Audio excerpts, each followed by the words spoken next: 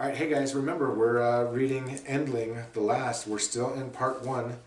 The end begins. We are halfway through this part. Okay, we are starting chapter 6 today. Or I should say this time, because you don't have to watch these videos one at a time, one a day.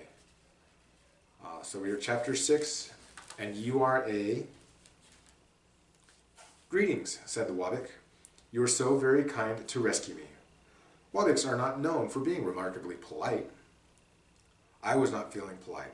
I was soaked, cold, trembling, and feeling far from safe.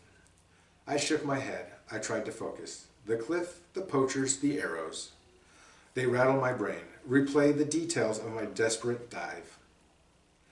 I had the feeling I would relive that scene many times in dreams, the kind that wake you up at night, gasping and sweating. The downpour drenched us while lightning carved the clouds. Thunderclaps drowned out the sea's roar. I blinked away rain and stared at the Wabik. He was small, perhaps a third of my size, and comical looking, especially in his waterlogged state. His silver blue fur was bedraggled, as were his 3 tails. Huge white oval ears extended from his head like giant wings. Everything else about him was round. Round head, round protruding stomach, round eyes, big and shiny as river plums. Even his paws, white like his ears and muzzle, were round as lily pads. The lower half of his face reminded me of a fox, with its black nose, long whiskers, and upturned mouth, that looked perpetually amazed. He wore a leather belt, low on his sizable belly.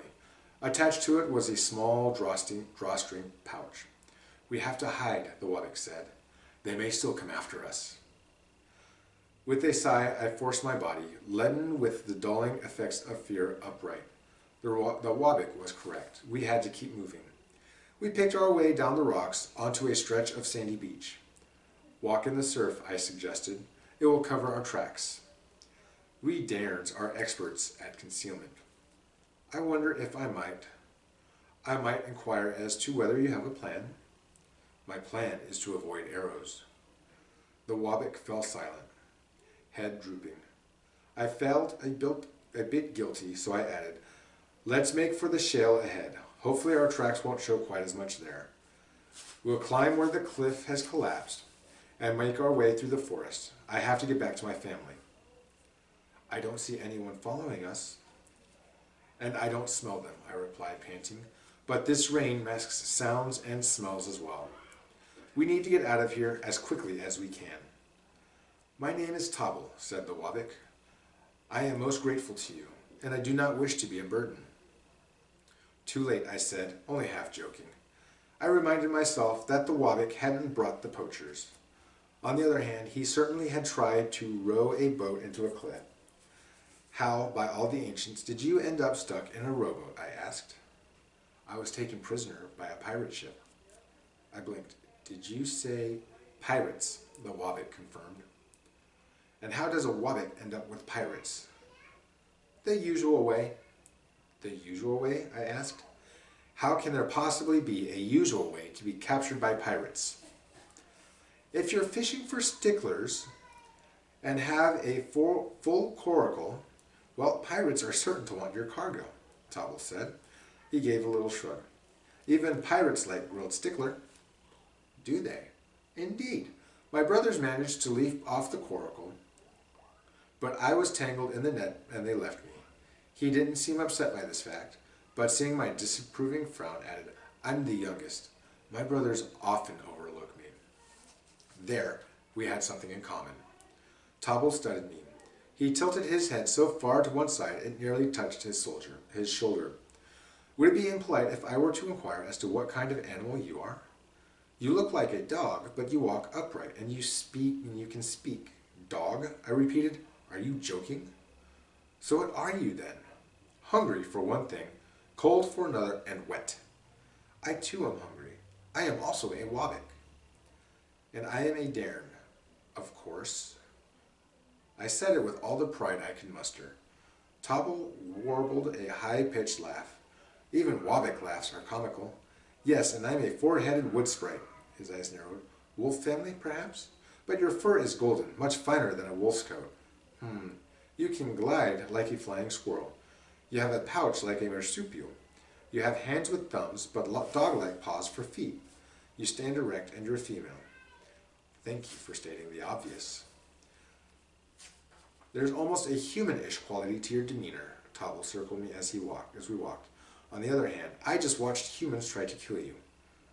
Another head tilt. Still and all, humans are well known for killing each other. I'm a Dairn, I repeated firmly, and you're a Wabik. And for the wet record, Dairns eat Wabiks. Tobble snorted. There are no Dairns, he said, as certainly as if he just stated the water is wet, which was certainly proving to be true. And yet here I stand before you, wet and cold and hungry. I'll admit, there aren't as many of us as there used to be, but I can assure you that I know what I am. We scrambled up the fallen cliff face and plunged at last into the shadow of trees. The rain still fell, but the canopy of branches overhead kept most of it from hitting us. I don't understand, Tobble continued. Dairns are no more. His voice was low, as if he were telling me a scary bedtime tale. My father said so, my grandfather, my great-grandfather. You're, if you'll excuse the word, I realize it's a bit harsh, you're extinct. I stopped moving, and stood as tall as I could manage. At full height, I towered over the little Wabik. Now I'm certain I'm going to eat you. You saved my life, you can't eat me. Setting aside the fact that I don't exist, and so cannot be held to any rule, why is that? My own whisper was too loud, and I reminded myself to be quiet. It's just not done. It's impolite. Tobble twisted his head around, raised one of his tails, and licked it. So who is that trying to kill you?